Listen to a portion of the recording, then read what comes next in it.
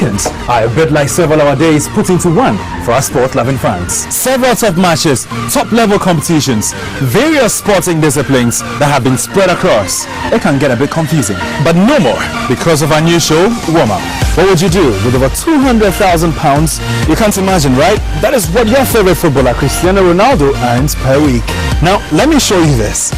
That is one of the world's most expensive, a Cognizant CCXR Trivetta Floyd Mayweather. He cruises into his gym with this. Now, would you like a tour to the Baby Jet Mansion? The Basilica is what it's called. Your Saturday mornings just got better. Join me, Thierry from 10 a.m. to 11 a.m. on TV3 and 3FM for more juicy information on your sports personalities and what they'll be doing when they're not kicking for fame and glory. Time now for sports. We've been joined by Nana Kojafre. Thank you very much, Martin, and time to bring you the latest sports update. And Kumasi Asante Kotoko supporters in their numbers at the team's training grounds on Thursday to stop head coach Lugorozic from training the team after issues were settled. The Croatian returned to take his side through training. Meanwhile, management of Kumasi Asante Kotoko have issued a statement condemning in no uncertain terms the unwarranted near disruption of the team's training session on Thursday afternoon by some fans who, in a rather unsupporting manner, attempted to prevent the coach from working at the Asiedu-Dartey training ground.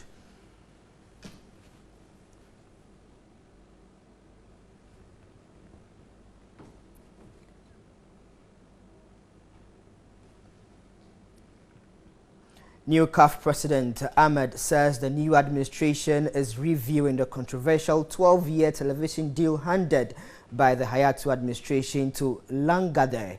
Ahmed told journalists in Johannesburg this morning that everyone agrees it is a bad deal for the continent and wants it changed. The Malagasy also says he is conducting a review of the Nations Cup over its timing and frequency. Reports have suggested Ahmed wants it changed from a biennial event, but he has denied that.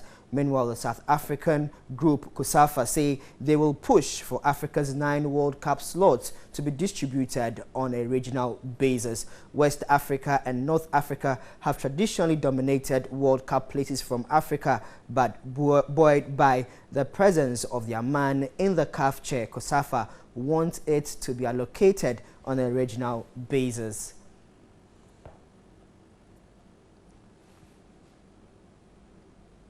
Reports have suggested some notable ex-Black Stars players will join Kwesi Appiah as part of his technical team makeup. However, there are those who doubt that will make any significant impact on the development and improvement of the team. Here are some of those expert views.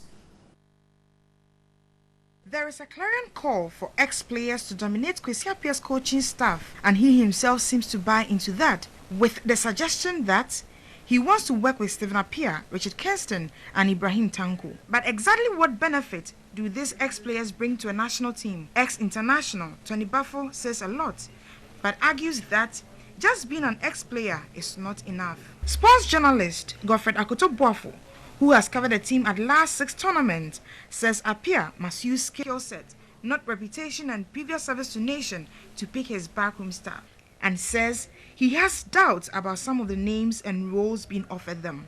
The advantages are many, but it's also about getting the right kind of personnel. It's not just about naming former players. You need to name knowledgeable former players. And again, I will make references to the countries who have done it. Alphonse Chami is the current team manager of Cameroon. Some will say a former striker, but he holds 2 master's degrees. You look at Nigeria, what they were able to do. Ike Shoromu, the entire technical team is made up of national team players who have master's degrees. It's not just about knowing football. It's about having a different kind of competence.